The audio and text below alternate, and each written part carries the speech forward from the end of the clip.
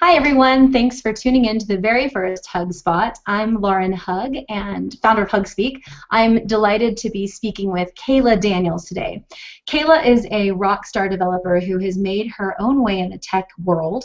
She recently created the Code Manifesto, a vision for inclusivity and diversity in the tech community. And she'll be talking about the Code Manifesto at Laracon EU in Amsterdam in about a week, actually. So I'm very excited to have her here to talk about her perspective as a woman in a male-dominated field and share her thoughts about how we can encourage and empower women to explore tech-related careers.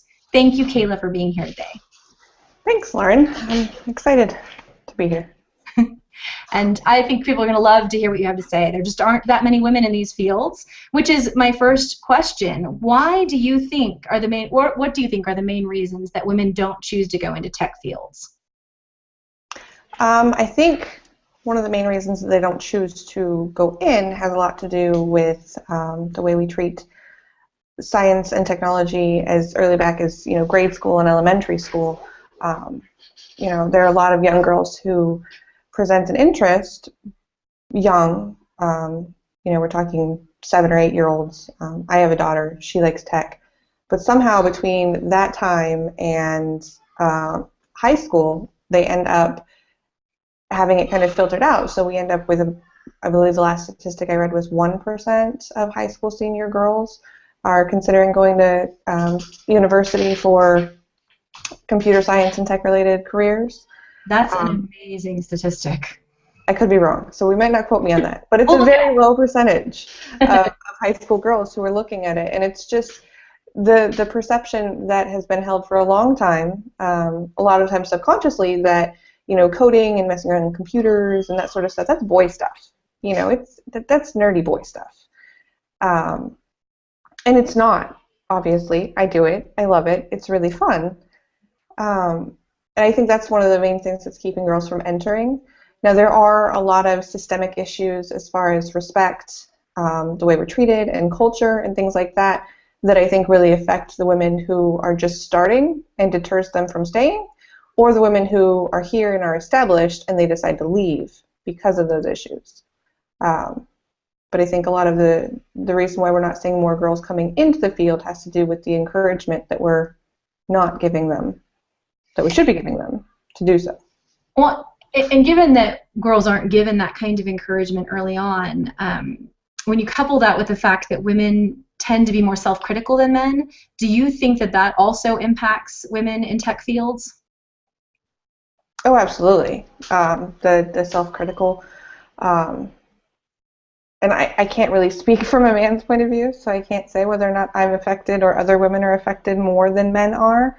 I don't feel qualified to make that comparison, only seeing one side of the story. But from my own experience, I can say that very much super critical.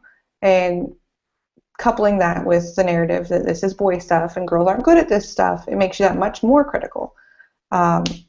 There's a pretty well-known thing that people talk about called imposter syndrome, which is the idea that you're kind of faking it, you fooled everyone, all of your accomplishments aren't really earned, it was luck, or you fooled someone into thinking that you were intelligent or capable, and someday someone's going to figure out that you're not.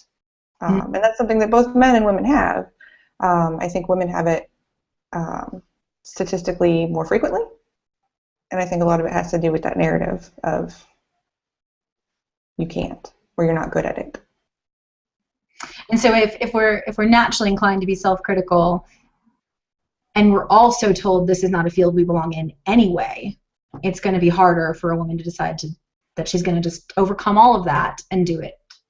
Yeah, I mean, it's difficult. You have to overcome the voice inside of you that's saying you can't do this, and then the voices outside of you saying that you can't do this, and it's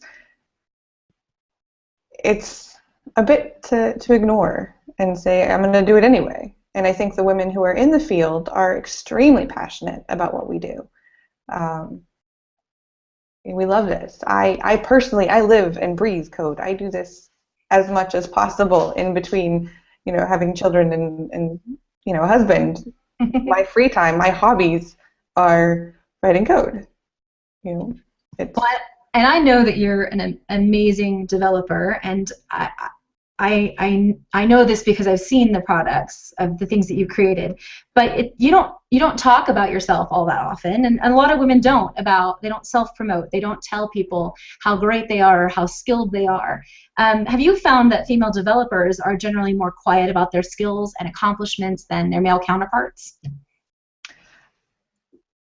I have limited first-hand experience with this. I'm a female developer. I've worked with one other female developer in person, um, and then I know female developers out in the community. But I think my pool is a little bit shallow to dig from. But I That many do, female developers. and I don't personally know a lot of them, so I can't say from personal experience. Anecdotally, however, I spend a lot of time reading articles and listening to podcasts and tutorials and screencasts and all of these things. A lot of developers do. We have this really rich resource online.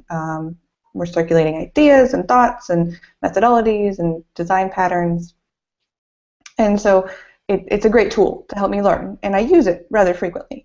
And I dig through GitHub repos, which are code repositories that we use to share and store code online. I dig through those and I read code and I use that as a learning tool. And a majority of the articles that I read, blogs, screencasts, GitHub repos, are by men. So a lot of the loud voices, a lot of the predominant voices in the community are male voices.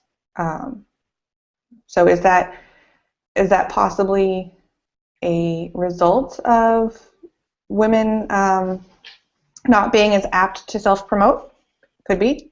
It could be a result of imposter syndrome and not feeling that your ideas or your code is good enough or worth being put out there. That could be some of it. Fear of feedback could be some of it. Or it just could be a flat result of the statistically lower number of women in technology. So, do you think that women's general tendency to, or aversion to self-promotion, impacts them professionally in tech fields?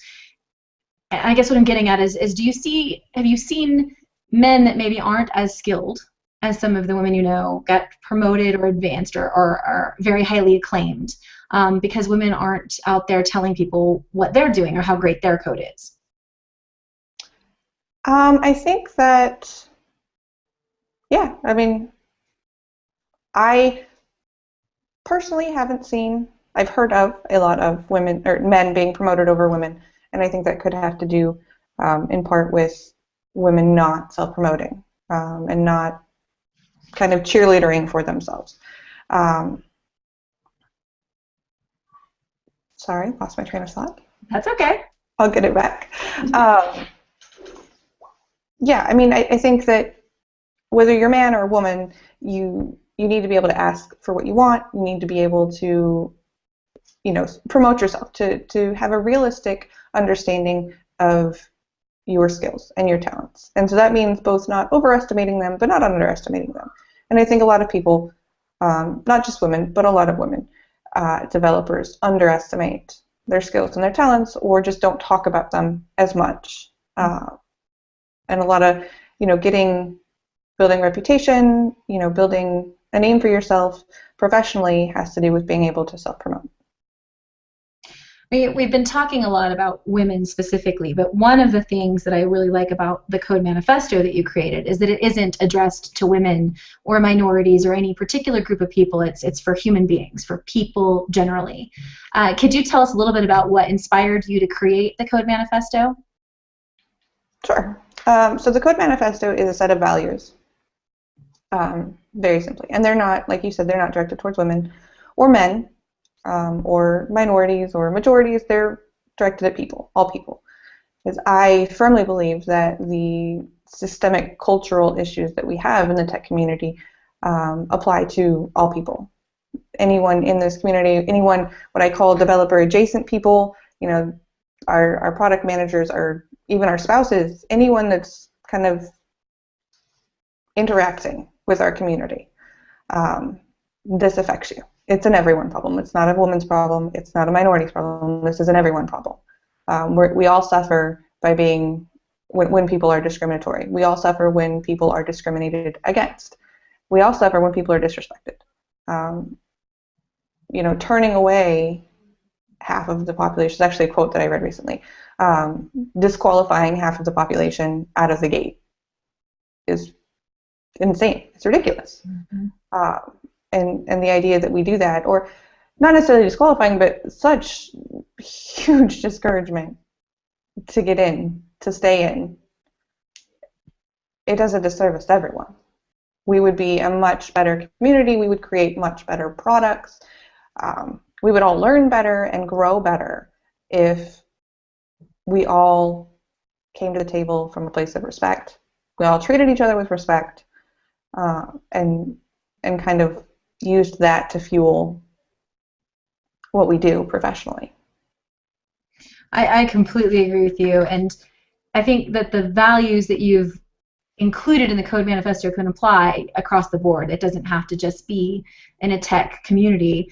Everybody, I think, should read this. It's at codemanifesto.com. I'm going to read a little excerpt of it just because I want to share some of these amazing words. We are our biggest assets. None of us were born masters of our trade. Each of us has been helped along the way. Return that favor when and where you can. I love that idea of giving back. And I'm going to focus back on women for a second. How do you think that men can return the favor when it comes to women in the tech industry? How can men help encourage and empower women to pursue careers in these fields? Stop right now with the idea that this is boy stuff. Don't ever say that. Don't ever infer it. This is not boy stuff. Stop perpetuating and allowing it to be perpetuated, the idea that girls aren't good here, aren't welcome here. Stop doing weird, creepy, gross things that make us not want to be here and not feel welcome. I can't go a week without reading an article on some tech blog talking about some startup or founder or developer who said or did something that was sexist or misogynist or sleazy or just really gross. So you have to realize that this isn't a gentleman's club. This isn't a boys' club. This isn't where dudes hang out. I mean, girls need to be welcome too.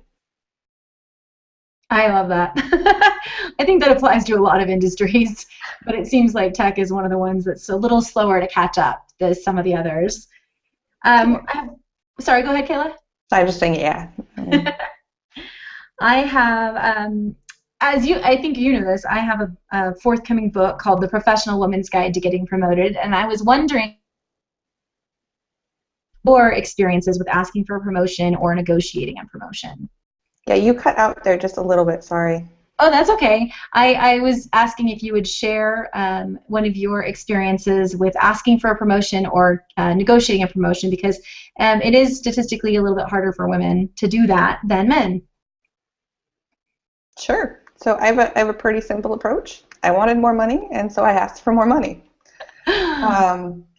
Now, for me, it was a little bit easier because I was on a probationary period, and that 6 months when you first get hired, and then once that ended, it was kind of a scheduled talk where we would talk about my ongoing salary, etc. So I didn't have to take the impetus upon myself to start the conversation, which probably made it easier.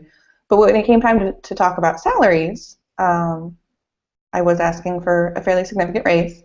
What I did is I looked up the figures for the average median salary for someone with my X number of years of experience doing my X number of responsibilities.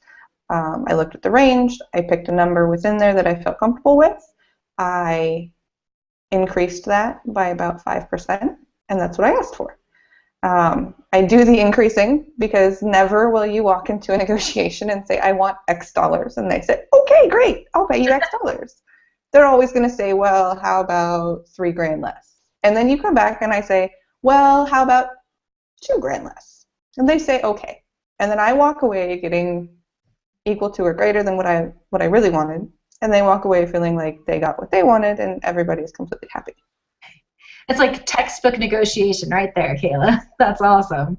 How did you deal with nerves, or did you feel like you might be perceived as greedy or too aggressive when you went to ask for these things? Absolutely. I'm pretty sure my voice broke a little bit when I did say the number. It wasn't easy necessarily. It took a lot of pumping myself up to do it because I didn't want to be perceived as greedy or money hungry or anything like that. And I felt that I might be. But in the end, it came down to this is what I want. This is what I need. This is what my family needs. And no one is just ever going to give it to you. Mm-hmm. Here's a raise. Happy birthday. No, that's not how the world works. If you want it, you have to ask for it. Well, and you know that you provide, that you're a great developer and that you provide your boss with a skill set and with a work ethic that, isn't easy to find. Yeah. Provide value and then get paid for it. Exactly. So let me ask you one more question, Kayla. What advice do you have for women that are looking into a career in the tech industry? If you love it, do it. Don't ever let anybody stop you. If they tell you that you can't or that you're not good at this or this is boy stuff, prove them wrong. Prove them very, very wrong. Learn as much as you can. Never, ever stop learning. I have never, ever had a piece of code that I wrote and then looked back on more than a month ago and thought, that's great. You will always learn. I look back at code from even a month ago and think it's horrible, awful, awful. And that's just a sign to me that I'm growing and I'm getting better. And so long as you're always growing and you're always getting better, and so long as you love it, do it. And tweet me if you have questions or you need help or support or anything. If anyone's treating you poorly, let me know. I'll do whatever I can to help you. I've found, like I said, lots of blogs and resources and podcasts that I can point you at. I have amazing mentors of my own that I look up to and get support from, and I can direct you towards them. There's a huge need in our industry for girls. So come on. Come on in. You are welcome. It's great advice, and clearly, you're living by the manifesto because you're willing to give other people that access to information and help and all the things that they need to sort of make their way through this industry. So thank you again, Kayla, for taking the time out of your day to be here and share all of your experiences and perspectives. Thank everybody who has tuned in or will tune into the video later. Kayla and I would love to continue the conversation on social media channels. So please feel free to hit us up. Here's our Twitter handles up here. Check out codemanifesto.com. You can find us on LinkedIn, G+. Pretty much anywhere that you can find us on the internet, we will talk back. So I hope to see many of you online sometime or connect in some sort of social space. Thanks again, and have a great day. Bye. Bye.